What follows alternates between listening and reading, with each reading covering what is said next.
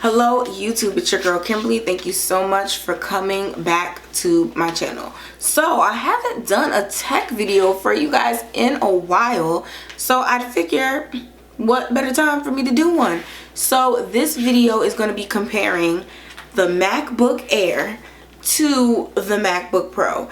Now both of these computers are from Apple. If you're looking for a MacBook, this is usually the conundrum people come down to. Should I get the Air? Should I get the Pro? Which one's better? Based on my use case, what I do with it, I need help. This is a big purchase. So if you want to know which one I think you should get, keep watching. So before we get into the video, make sure you subscribe to my channel. I have so many great, even if you're not like a hardcore makeup person, I have so many great videos on just like tech, travel, skincare, hair care, just things that, you know, you need to know about even though you might not be all the way into it, you know.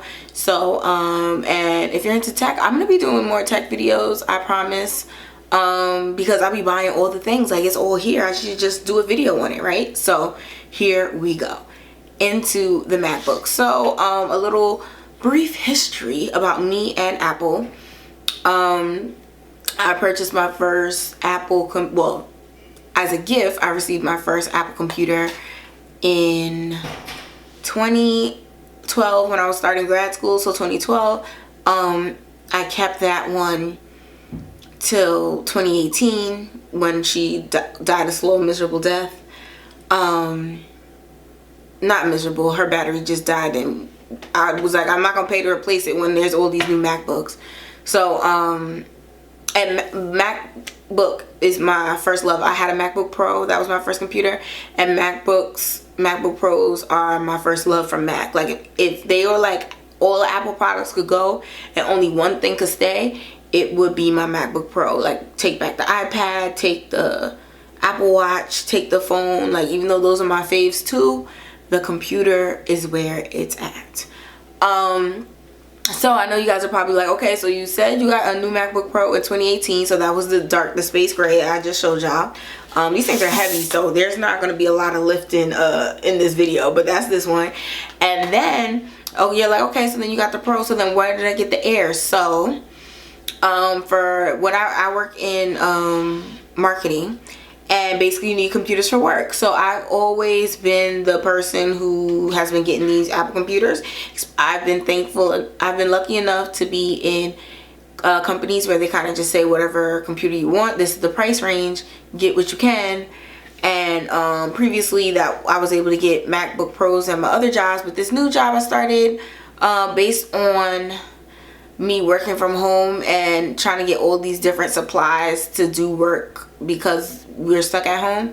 I opted to get a cheaper computer so that way I could get a monitor and have that to look at like my screen and stuff like that, which I thoroughly advise anyone to do if you're starting with a new company and they give you an option, like get that monitor, because looking at this little 13-inch screen all day for 8 hours is a lot. All right, so don't set yourself up for success, especially now that I gave you that advice. But yeah, so for this new job I got the MacBook Air. Now this conversation is also difficult because I'm not comparing apples to apples, right? So when I bought my personal MacBook Pro, I make YouTube videos as you're watching now, and I needed something that was going to be able to do Final Cut while I'm checking emails and also saving pictures and maybe FaceTime in the side window. Like I needed a computer that was going to get it done, so I got the more expensive RAMs and updated it, and I'm going to put the specs in the things below. I didn't go crazy, like I don't have a terabyte worth of space or nothing like that, but I'm gonna put the specs for each computer in the description box so that way you guys kind of know what I'm really comparing. For the MacBook Air, I did opt to get the more expensive processor, that $100 upgrade to get the better processor. I did that because the processor on the base MacBook Air is like atrocious and it's so old and it can't do anything and it's bad. So that's why I didn't get the baseline for MacBook Air. So what I'm gonna say is this: the MacBook Air is basically a Chromebook, like a snazzy, beautiful Apple Chromebook. If you are word processing, so if you're like typing up papers, making spreadsheets, if you're checking emails, if you're shopping online, then once in a while stream a Netflix show or two, it's going to make sense for you to go for the MacBook Air. Now, if these things are important to you, Zoom, if you want to have the nice pretty background, the processor in the MacBook Airs are not suffice to do it. And just little things like that. You're going to find so many things where it's like, if I would have done this on my MacBook Air, it would have gone twice as fast and took half the time. Where on my MacBook Pro, it would have went twice as fast and took half the time. But when I do it on my Air, it struggles more. Also, I can't take credit for this because somebody put it on Twitter, but it's hilarious, so I want to tell you. There was a tweet and the person joked like, "Ugh, I hate when my MacBook starts breathing hard." And that is very true. There's a time when, if you're doing a lot of things, especially when I'm like rendering videos and checking emails and stuff, and you'll hear the fans kick on, and then it's like, it's a little bit, you hear the hum in the background because it's like, okay, you're making it work. This MacBook Air, she breathes heavy all the time. You would think I'm asking her to run marathons out here. I'm like, girl, I'm making a calendar event and including my coworkers. Why are you breathing hard? What did you do? So the MacBook Air is constantly doing that breathing hard thing, and that's annoying. If you're a YouTuber or you make videos, people claim that they have done it on MacBook Air, but I just don't see how, because even my MacBook Pro sometimes be like, I think I can, and I can hear it trying to render the video, and I'm just like, to try and do this on a Pro, it doesn't make any sense. Like, so even though you're thinking that you're gonna save like a couple $100s, it's better to, there's nothing worse, especially because Apple stuff is so expensive, than buying something and it's not the storage or the saving that you need, right? So I would say on this behalf of the storage, I don't usually upgrade that because I do have a sync.com account, so I don't save a lot of my big files on my computer anymore. I just like put it in the cloud and pray that the cloud doesn't get deleted. But yeah, so I wouldn't necessarily say upgrade that, but in terms of like the RAM, you know, maybe think about it, see what's in your price point. I would definitely say now not so much of going into the Apple store, but call them and see if you could like schedule a point with a call with like the shopping specialist or however they refer to them, and go through, make a list of all the things you want to do on your computer and go through it with them and tell them the truth. Like, I have a flexible budget because like I'm gonna do what I gotta do, but I just honestly want to know, like, is the Pro the best or is the MacBook Air the best for me? And these are the mandatory things that I have to be able to do, and it has to be a great experience. And then ask them what they say. Call multiple times, speak to different people. Also speak to fellow MacBook owners. So many people have MacBooks and they could just tell you what it's like with what they do. So friends and family, definitely reach out.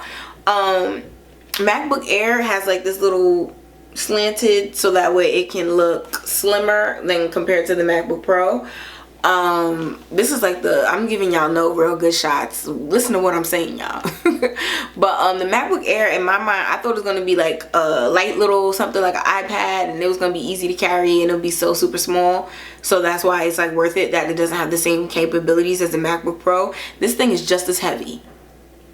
So for me to not have the same powerhouse working capability, it doesn't make sense that it's the same weight. Like, this thing should be floating like a feather compared to how it can't do video editing and is breathing hard all the time and doing all the things that my MacBook Pro never does, you know? So that's that. Oh, this is a 2020 MacBook Air also, just for reference. So I would say that unless you're only doing those certain things, then get it. But the thing that sucks, especially when people, I hate when people are going to be like, oh, college students, you should get the MacBook Air.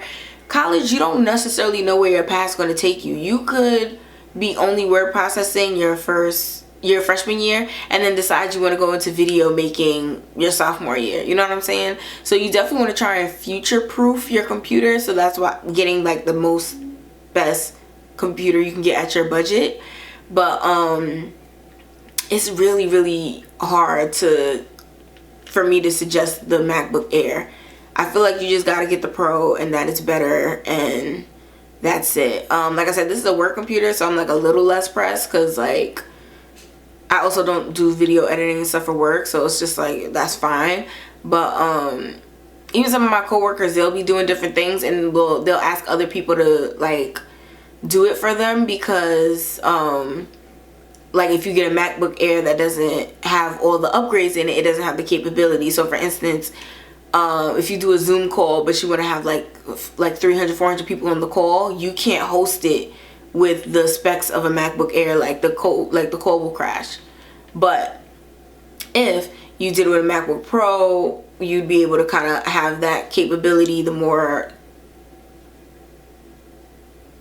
capability to be able to do it on MacBook Pro. So I love watching tech videos and seeing all the tech things, but I understand for these comparison videos that when you see somebody super techie and then they're just like, yeah, get the more expensive one, you're like, but I don't want the more expensive one, I want the cheaper one, but will it work for what I want to do? So that's why I'm saying that bottom baseline $899 MacBook Air, I wouldn't suggest anyone get that unless you're fully prepared to buy another MacBook in 3 to 4 years, and you just already know that's not even 3 years, and you just already know that's what it is and you're not worried about it. Then buy the cheapest one. But if you're trying to future proof it and keep it for a couple years, I would definitely say upgrade to the newer processor in the MacBook Air, and then upgrade to the newer processor in the MacBook Air. That way at least it'll be a little faster, a little stronger, to help last for a couple years. Yeah, so but it's a solid computer. It's a good, like I said, it's basically a Chromebook. So which is fake news, because it does have the storage on it. You can put programs and stuff on a MacBook Air, so it's not completely like a Chromebook, but it's just that it's not a workhorse. Like that's just not its lot in life. It's like I write, I email, I shop, and that's all I really do. Like that's what that's gonna be for. If you're like trying to do like gaming or video editing or anything like that, the MacBook Air is not for you. So thank you so much for coming to this video. I really hope it was helpful, because I know how hard it is to go through the process of trying to figure out what Mac you're trying to buy. So good luck, and I will see you at my next video.